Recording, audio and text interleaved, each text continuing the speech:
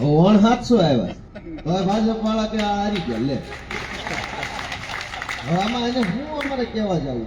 વિશ્વની સૌથી મોટી પાર્ટીનો દાવો ભાજપ વાળા કરે છે અને વિશ્વમાં એનો ડંકો વાગી ગયો છે વડાપ્રધાનનો ભાજપના કાર્યકર્તાનો. એવી વાતો કરે. આવડી મોટી ભાજપની શક્તિ અમને પછાડવા કામે લાગી છે. હું મારી બુદ્ધિ કે કુબુદ્ધિ કે દુર્બુદ્ધિ કે બહુ વધુ બુદ્ધિ કે બુદ્ધિ ચાતુર્યથી ભાજપ આપણે થોડો કરીએ. એ તો 1000 હાથવાળો લઈ જાય. ગોપાલનું મગજ ઠેકાણે છે લઈ જવાનું. આપણે આપણા બળથી હારી એકવાના છે. એટલે રાજકારણમાં આપણે બધા જે કાંઈ આવ્યા છે ચૂંટાણા છે બાકી રહી ગયા છે ભવિષ્ય અંગે ચૂંટાવાના છે બધા નિર્ધાર એક રાખો, પ્રેમ કમાવો. એ ચૂંટણી પહેલા જયારે ભાજપ વાળા કે તમને પહેલા કાપી તો ફોર્મ ફેંકી દો, તે આપણા સારા માટે આપવાની વાત કરતો હશે કે એના સારા માટે આપવાની વાત કરતો હશે? અને હવે જીતી ગયા પછી કહેતા હોય કે ભાઈ તમે અમારી ભેગા વહી આવો તો તમને પ્રમુખ ને આને ઉપપ્રમુખ ને આને ચેરમેન બનાવી દો, 2-2 લાખ રૂપિયા દો. તો ઈ કે પાછું આપણા હારા હાટું હશે કે એના હારા હાટું?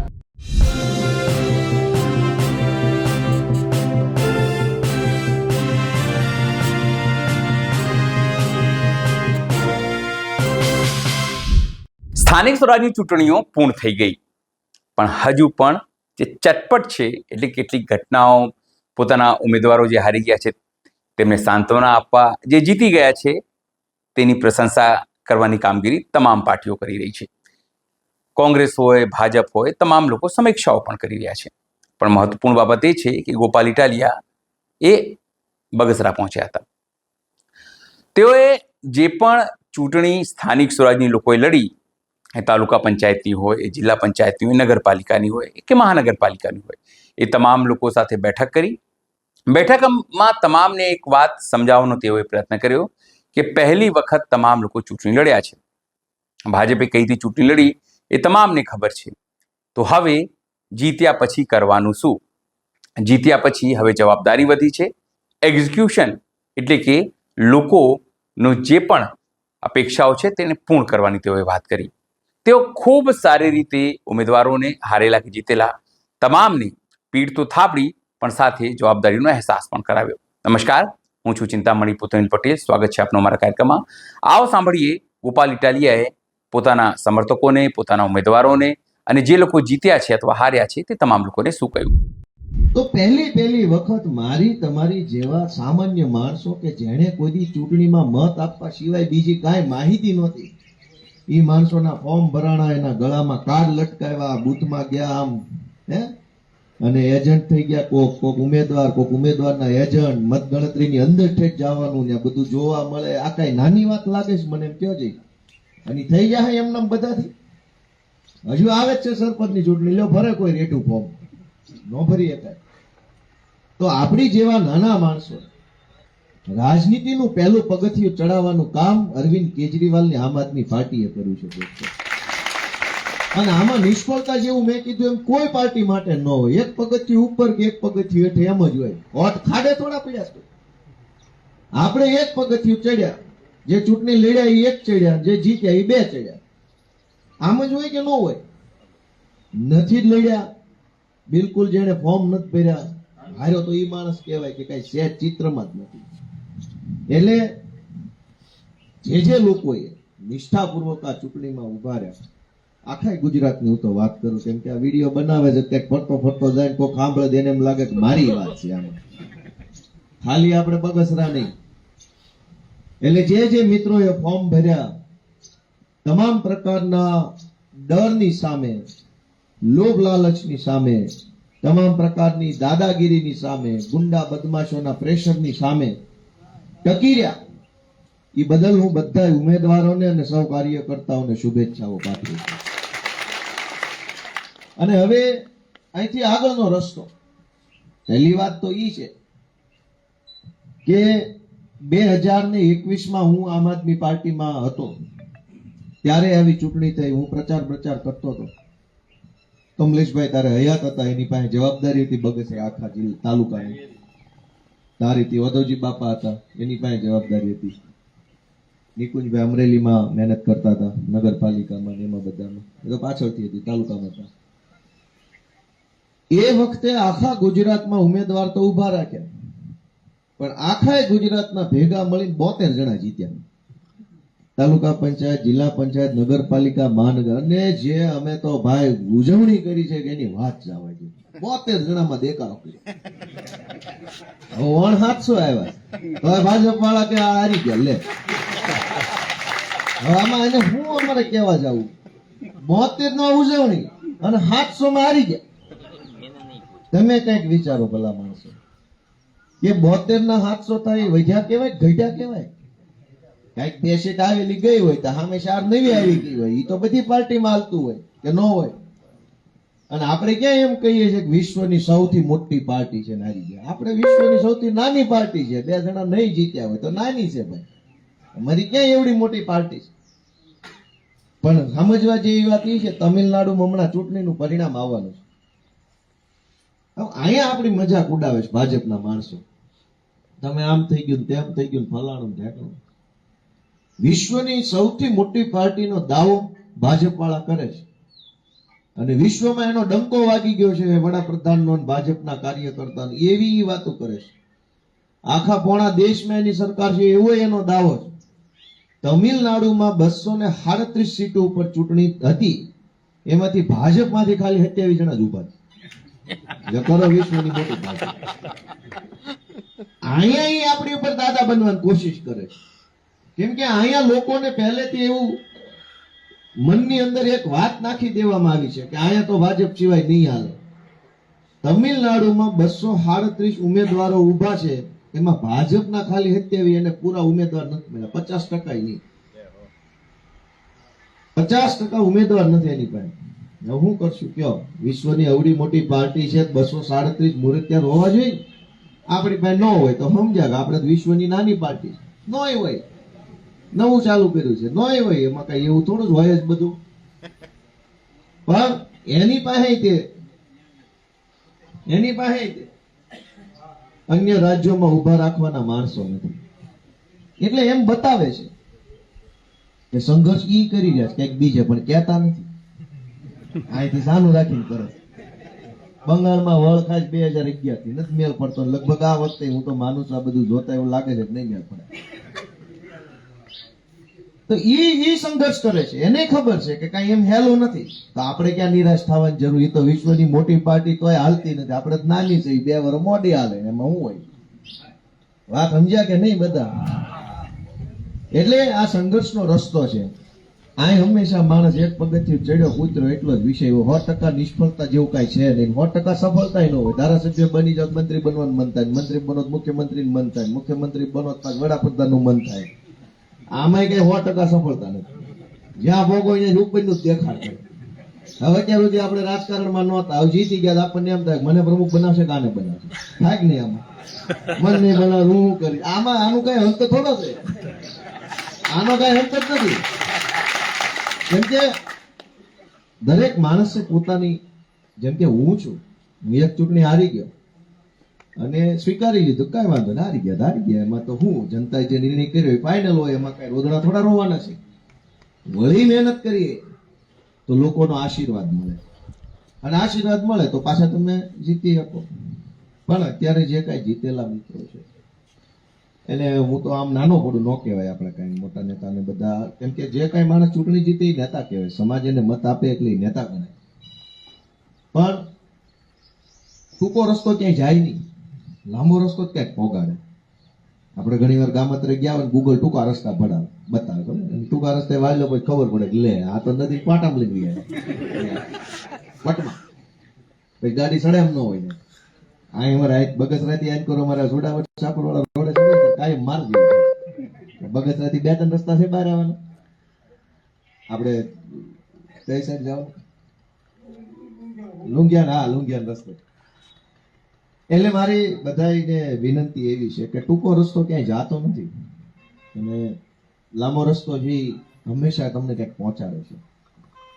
અને આમે જીતી ગયા પછી એમ કઈ હેલું નથી. હવે તમે એક સીધો દાખલો સમજીએ કે મારે પ્રમુખ બનવું છે, મારે આ બનવું છે, તે બનવું છે, કાંઈ વાંધો નહીં. તો સૌનો પોતાનો એવો કહેવાનો અધિકાર છે કે મારે બનવું છે.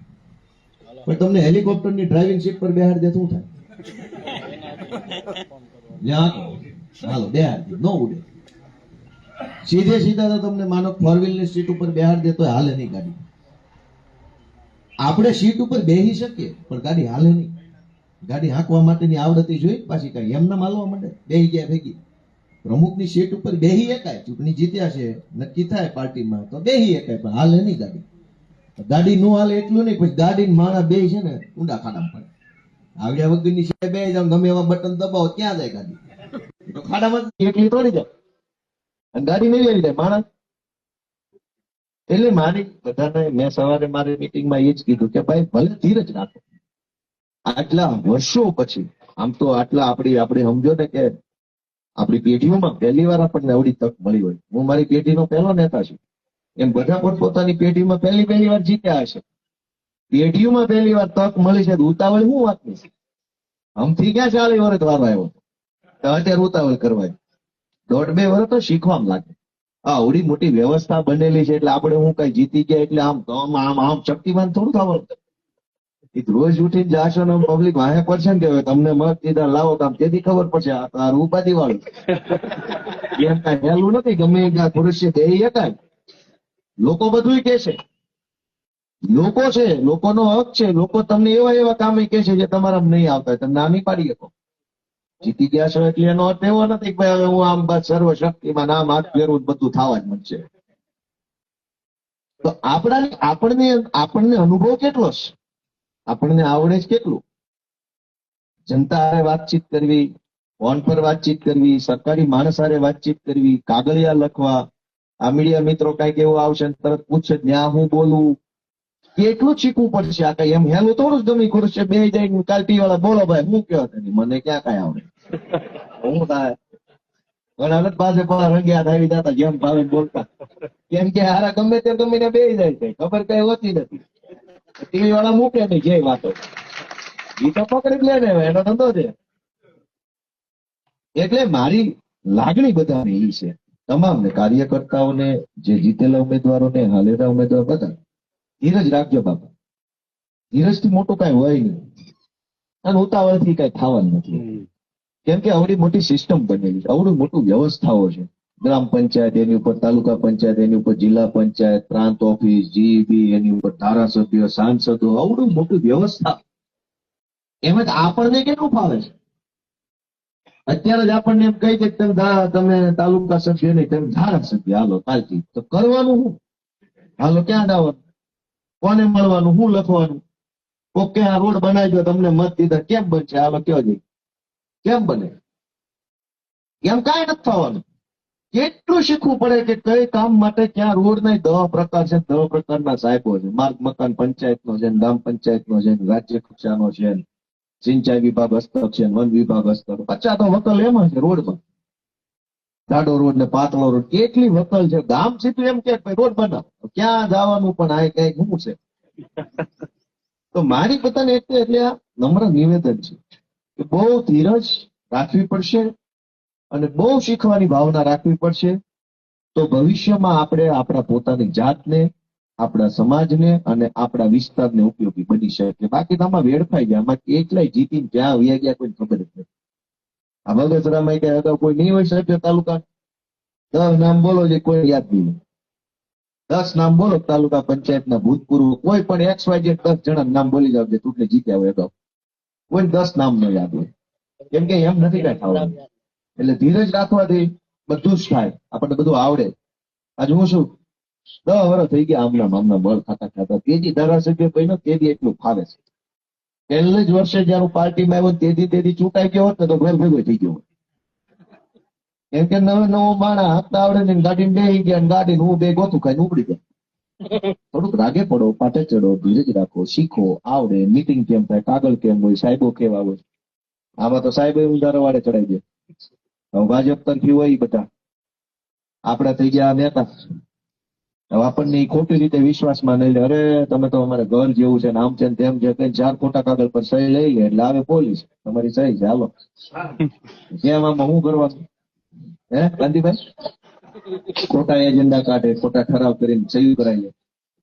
એટલે હું એટલી લાગણી વ્યક્ત કરું છું બધા આપણા ઉમેદવારો, નગરપાલિકામાં, તાલુકામાં, જિલ્લા પંચાયત વાળા, કે શરૂઆતનું 1-1.5 વર્ષ ખાલી ને ખાલી શીખવાનો ભાવ રાખો. મારે બધું શીખવું છે કે હાલે જ કેમ. આપણા જન્મ પહેલા હાલતું આવે છે. અને આપણે પછી હાલતું રહેવાનું છે. બસ છે કેમ કોઈને કાંઈ ખબર છે? હાલો કયો, કાલ તાલુકા પંચાયતની મેન ખુરશી બે જાય શું કરવાનું? કોઈને કાંઈ નહીં ખબર હોય. કેમ કે ઈ ખબર પડતા પડતા 6 મહિના લાગશે કે આમાં કરવાનું શું હોય.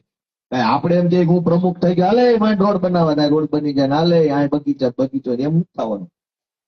આનું કઈક તો હશે તો માધ્યમ. એટલે બધાને વિનંતી એટલી છે, ધીરજ રાખજો બાપા, ભગવાન તમને ખૂબ આગળ લઈ જાય. કેમ કે આપણે માણસ તો ક્યાં થાય, ભગવાન ઈશ્વર ખૂબ ઉપર લઈ જાય. આવડી મોટી ભાજપની શક્તિ અમને પછાડવા કામે લાગી છે.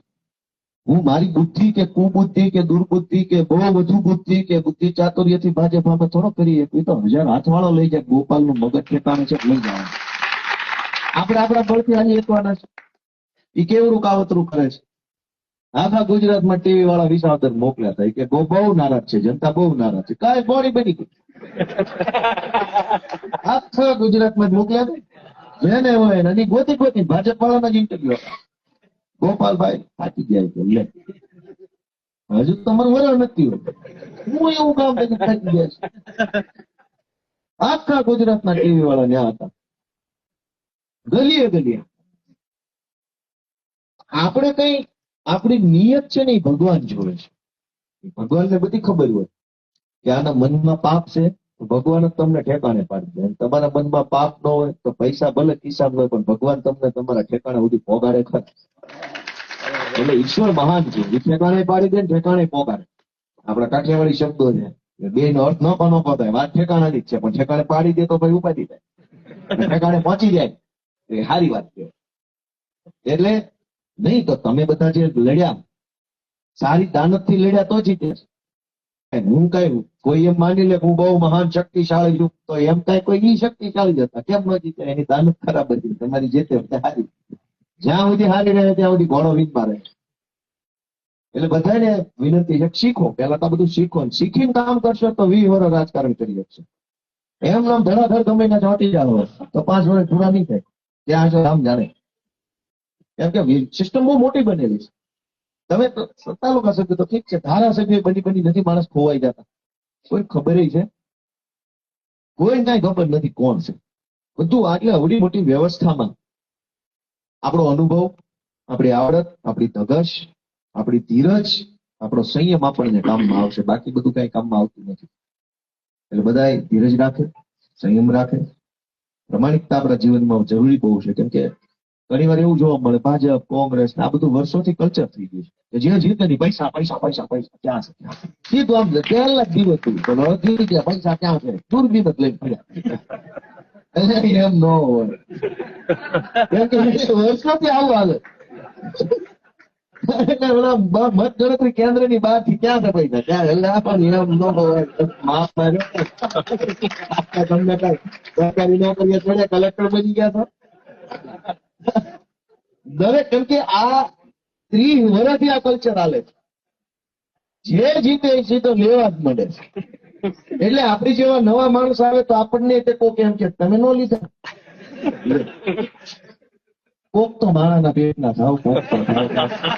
આ ગોપાલભાઈ ધારાસભ્ય બન્યા છે.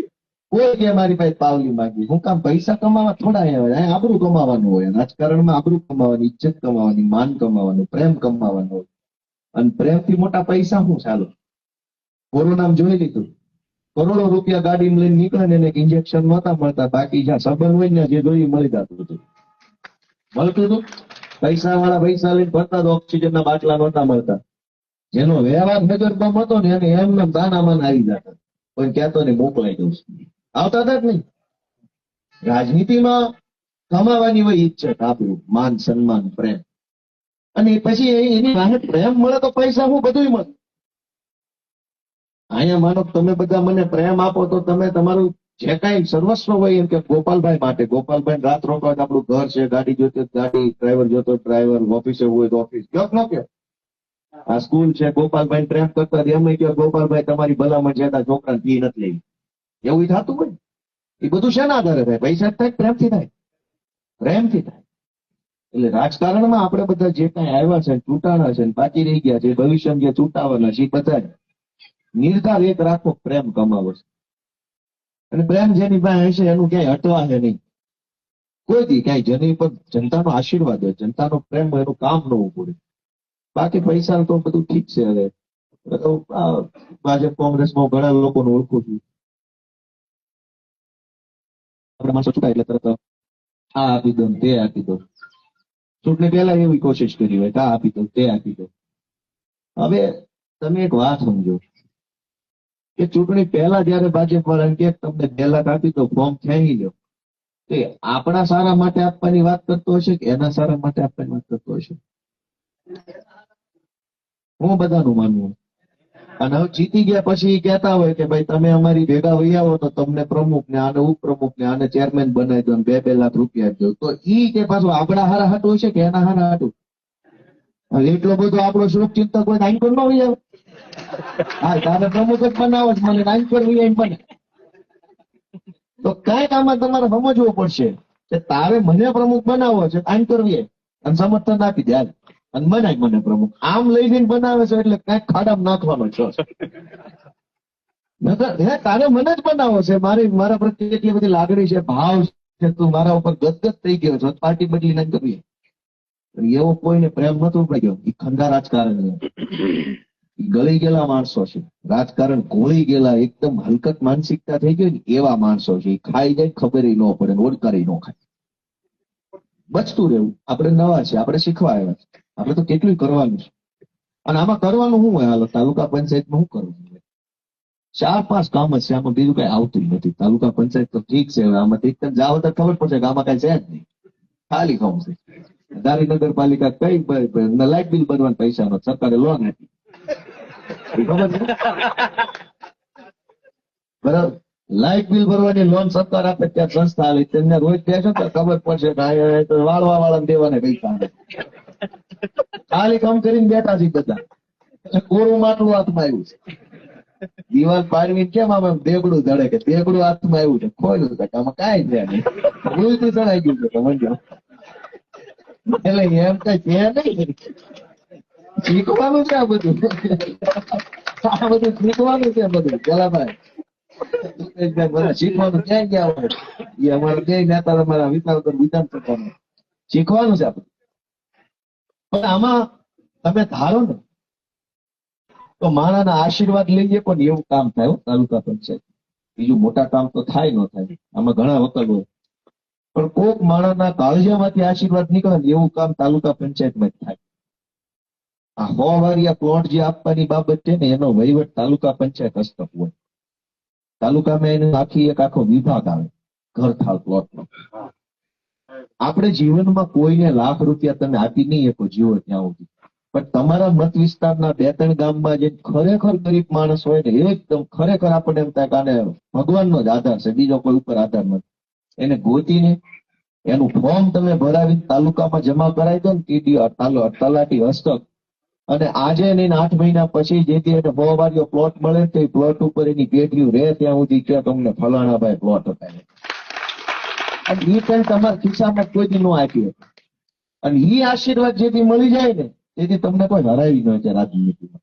પેલા તો એ આશીર્વાદ, બાકી રૂપિયા લઈને જાય તો એ તો કઈ થવાનું હોતું તો ભાજપ આવે જ છે ને. રૂપિયા લઈને દર ચૂંટણી કેમ તેમ બધા જીતી ગયા. હાલો તો નાના તમે અહીંથી જે કરી શકશો ને એ નાના માણાનો એવડો આશીર્વાદ મળશે ને એની કોઈ સીમા નથી.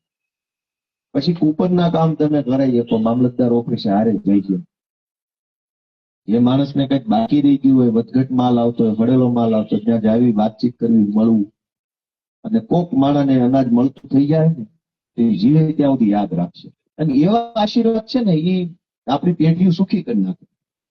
અને બાકી તો નબળા પૈસા કમાઈને માણસો બેઠા જ છે ને એના પરિવારમાં કોનું હોય થઈ જાય, કઈ કામમાં આવતું નથી. આપણે કોઈની ટીકા નથી કરતા. અનેક લોકોના સંતાનોમાં, એની પેઢીઓમાં અનેક એવા ઘટનાઓ બને છે કે જેમાં પૈસા જે વાપરવા વાળા કોઈ નથી. એટલે આપણે ત્રીજું કામ કે ગામમાં નાની મોટી સુવિધાઓ ઘટતી હોય તો એ આપણે આમાં કરાવી શકતા હોય. પૂર સંરક્ષણ દિવાલો છે, ગામની ગટર છે, ગામના બ્લોક છે, ગામની અંદર સારો બગીચો બનાવવો, લાઇબ્રેરી બનાવવી, નાનું એવું રમત ગમતનું મેદાન કરવું, એ આપણે કરી શકતા હોય આમાં તાલુકા પંચાયતમાં.